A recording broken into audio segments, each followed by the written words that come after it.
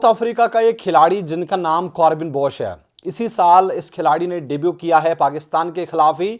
और एक्सपेक्ट कर रहे थे कि पीएसएल में भी आपको ये खिलाड़ी खेलता हुआ नजर आएगा, क्योंकि जब पीएसएल का ड्राफ्ट हुआ तो इस खिलाड़ी को डायमंड कैटेगरी में पिक किया गया। पेशावर ज़ल्मी की फ्रेंचाइजी ने इनको पिक किया था।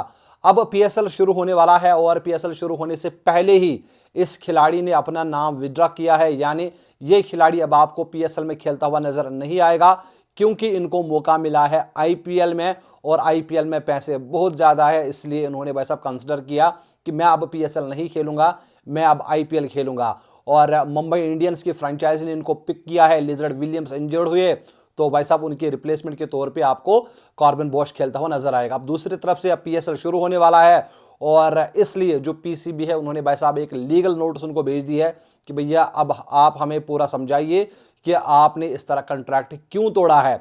अगर आपको पिक किया गया था डायमंड कैटेगरी में, आप हमें स्पेसिफिक रीजन दीजिए कि आपने हमारे साथ ये कॉन्ट्रैक्ट क्यों तोड़ा, क्यों आप आईपीएल खेलेंगे। तो सीधी सी बात है, जहां पर बंदे को पैसे ज्यादा मिलेंगे वहां पर ही वो प्रेफर करेगा। लेकिन फिर कॉर्बिन बॉश को यहां पीएसएल में भाई साहब अपना नाम नहीं डालना था।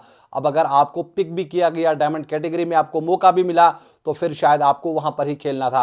अब इससे पहले 2 दिन पहले आपने खबर सुनी होगी कि इंग्लैंड का एक बैटर जिनका नाम हैरी ब्रुक है, उन्होंने भी इसी तरह कॉन्ट्रैक्ट तोड़ा। हालांकि उन्होंने ये कहा कि भाई मैं नेशनल ड्यूटी करना चाहता हूं और फिलहाल मैं प्रेपरेशंस करना चाहता हूं, इसलिए मैं आईपीएल नहीं खेलूंगा।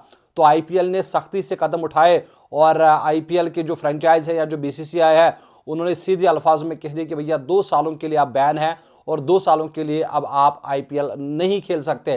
तो इस तरह स्ट्रिक्ट एक्शन लिया था बीसीसीआई ने।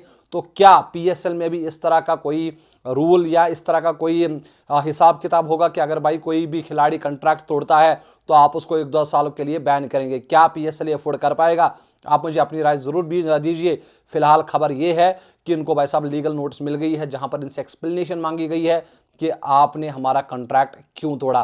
फिलहाल आपकी राय का इंतजार रहेगा। आप मुझे इजाजत दीजिए। आप अपना बहुत सारा ख्याल रखिएगा। अल्लाह हाफिज।